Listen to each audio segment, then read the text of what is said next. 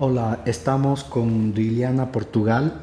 Ella es presidenta de la Asociación Boliviana de Investigadores de la Comunicación y está siguiendo el doctorado también interuniversitario en comunicación de la Universidad de Huelva, Sevilla, Málaga y Cádiz, ¿verdad? Es docente en la Universidad Mayor de San Andrés y vamos a trabajar un poco este tema de la competencia audiovisual en mujeres bolivianas. Me llamó la atención que en Bolivia cada 3 días muere una mujer víctima de feminicidio y que las víctimas son mujeres de entre 30 y 59 años. Y otro dato que me pareció impresionante fue que el 60% se encargaban de los gastos de los hijos y eran el sustento del hogar, y el 30% se encargaban de cuidar a sus padres y hermanos. Son datos fuertes y creo que cruzan de forma muy similar también con el Ecuador, así que me parece muy interesante, ¿no? ¿Qué me puedes decir sobre este contexto? Bueno, el contexto en Bolivia es un contexto bastante complejo, ¿no? Porque este año que ha culminado, el 2019, Bolivia termina con 117 casos de feminicidio a lo largo del año. Y comenzamos el 2020, la primera semana, con 9 casos de feminicidio en la primera semana. ¿Eso qué está desnudando? El hecho de que lamentablemente Bolivia es un país altamente violento, pero esa violencia focalizada en las mujeres, ¿no? Y como sabemos, el feminicidio es el resultado de matar a las mujeres por el hecho de ser mujeres, ¿no? Entonces, este es un problema bastante complejo porque si bien hay edades que se van marcando, como bien las has señalado, también hay rangos como de estas 117 mujeres que fallecieron en Bolivia el 2019, entre el rango de 19 a 29 años llegaron a ser 41 mujeres aproximadamente. Y en el caso de las de 30 a adelante, a 59, pues 48 mujeres, ¿no? Entonces, eso nos muestra que en Bolivia, de alguna manera, desde la comunicación, no solamente es importante visibilizar el problema, sino ahondar en algún tipo de solución que permita, primero, hacer más resilientes, hacernos más preparados, generar procesos de prevención desde la infancia, la niñez y la adolescencia también y la juventud. Y también ha habido casos de personas de la tercera edad, que es mínimo, pero la cifra son 6 mujeres que entre las edades de 60 adelante han fallecido producto de feminicidio.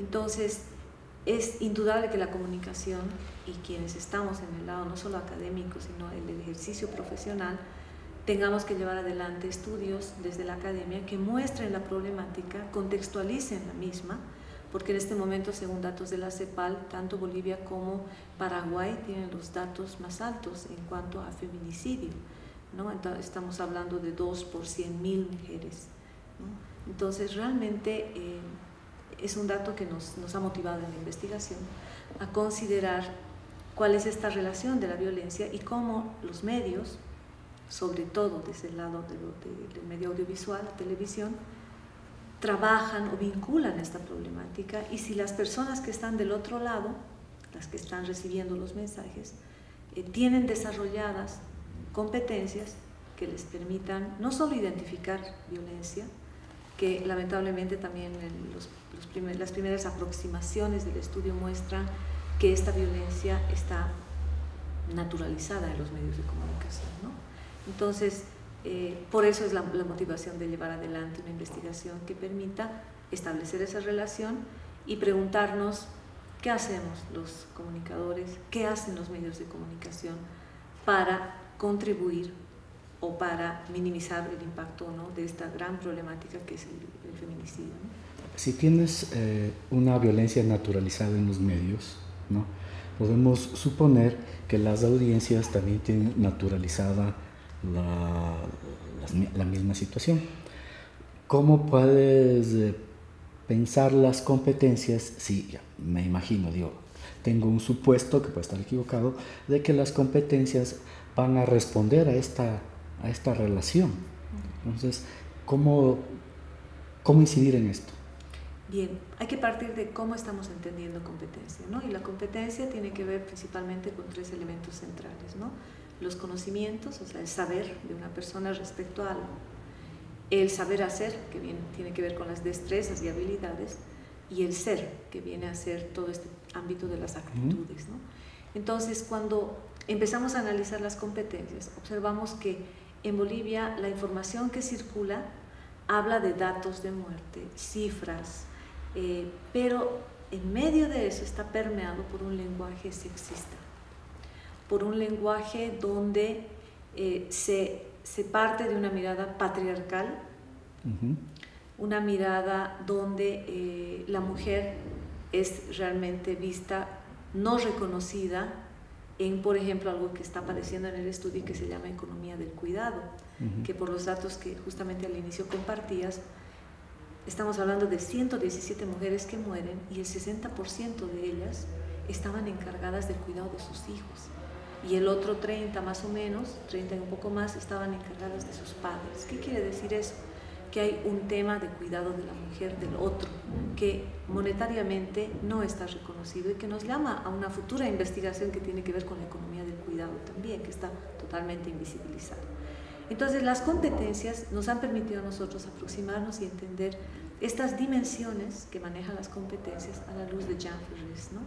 Hemos trabajado con una estructura de dimensiones que las establece Ferrés. El 2006 habla de 6 dimensiones que luego más tarde, conjuntamente Piscitelli, el 2012, van a precisar 6 dimensiones con sus respectivos indicadores de análisis, ¿no? Análisis y expresión que dividen cada uno. Entonces, eso es lo que hemos hecho. Hemos mirado y estamos en la investigación observando el contenido que está circulando, y ese contenido informativo nos muestra que, por ejemplo, en la dimensión del lenguaje hay un manejo de contenido sexista, ¿no? Y así sucesivamente, ¿no? En la ¿Y en las mujeres y hombres que lo reciben? En las mujeres y hombres. Y por otro lado, hemos analizado, y esa es la entrada que tenemos que profundizar también en la investigación, la audiencia, ¿no? El estudio no es de recepción, pero sí va a considerar el trabajo de grupos de discusión con los cuales vamos a trabajar el contenido, ¿no? En una mirada inicial de aproximación hemos observado que este contenido está en tal cantidad producido. Hemos analizado un solo día, por ejemplo, de noticiero, donde aparecen 11 informaciones el 17 de julio del año pasado. 11 informaciones vinculadas a hechos de violencia con muerte de mujeres, ¿no? Pero cuando mostramos la información, al parecer el contenido no llama mucho la atención, ¿no? Es como que, bueno, qué pena que murió, pero decir, y la pregunta es, ¿por qué? ¿Qué está pasando? ¿Nos hemos adormecido o la muerte de las personas y de las mujeres ya no nos toca? Y aquí rescato un tema, ¿no? Cuando hablamos de contenidos informativos, no podemos solamente tocar el ámbito racional, sino también el ámbito emocional, porque todo contenido racional pasa por un primer eslabón que es el emotivo, ¿no? Entonces, eso nos llama la atención a ver con más detalle qué pasa a nivel de lenguaje, qué pasa a nivel, por ejemplo, de estética. Las informaciones van acompañadas no solamente de música o un sonido especial que te invita al amarillismo, a la nota roja, sino que pareciera que las personas las está llevando a una vorágine donde el tema de violencia es el pan de cada día. A eso se suma que en el caso del expresidente Evo Morales Ayma, tenemos varios contenidos y varias situaciones en las cuales, lamentablemente, quien era la primera autoridad del país, mostraba con cierta burla y sorna el hecho de las mujeres, la presencia de las mujeres, una minimización del rol protagónico que tienen las mujeres en Bolivia. Llegó en alguna oportunidad, recuerdo, a decir que su ministra de Salud tenía que tener hijo, porque el no tener hijo estaba haciéndole pensar a él que podía ser lesbiana, como si el ser lesbiana o homosexual fuera un pecado. Pero más allá de eso, ahí vemos también un tema muy importante, y que es el hecho de que las brechas de género, que son aquellas que debemos romper también en contenidos de información y todo esto, se han ido ahondando en distintos estadios, ¿no? No solo el estadio gubernamental, los espacios universitarios. En nuestro caso, el objeto de estudio nos llama al contenido informativo y ver cómo se mueven las competencias de la audiencia. Pero señalo esto porque quiero dar el contexto, ¿no? Bolivia es un país que tiene muy buena normativa. Tenemos una ley 348 que habla de todo este tema de la violencia y la reducción y minimizar el impacto de la violencia en las mujeres y niñas. Pero, por otro lado, es un doble discurso, ¿no? Porque se dan este tipo de elementos que algunos observan, ustedes pueden ver en YouTube, están cargados estos ejemplos que les doy, donde luego se toma a sentido de burla, ¿no? Cuando en realidad la lucha de cada día de las mujeres, no solo en Bolivia, sino creo que sobre todo en América Latina, donde tenemos los indicadores muy altos de temas de violencia, nos dicen que tenemos que romper y reducir las brechas de género. Quiero preguntarte algo a propósito de clases mías con jóvenes, ¿no? Mujeres jóvenes universitarias, en una clase que estábamos conversando sobre el tema del sexismo, me decían que, y esto para tratar de mirar a otro lado también, ¿no? Me decían que los jóvenes, que sus compañeros, no son machistas en términos duros, digamos, ¿no? Que ellas sienten cierto machismo. Una de ellas habló sobre el sexismo benevolente, ¿no? Así cuando les invitan y no les dejan pagar y es como que eres dama y tú no puedes pagar. Salvo esta situación que les incomodaba, no lo sentían así, pero, y por eso es la pregunta que te hago, decían que los adultos a partir de 40 años son los que se acercaban o incluso sentían ellos cierta violencia simbólica o real en el entorno, ¿no? Entonces, no sé, me parece que también tenemos aquí no solo la brecha de la que tú hablabas, sino algo intergeneracional. No sé si eso pasa en tu investigación. Sí, bueno, el tema que estamos considerando nosotros dentro de la tesis tiene que ver, además del tema intergeneracional, con el tema intercultural, que es cómo miras al otro, cómo reconoces la importancia del otro. El caso interesante, hablando de jóvenes universitarias, el estudio está abordando también muchachas de universidad, ¿no? Estamos abordando la universidad pública, que es la Universidad Mayor de San Andrés, y 3 universidades privadas.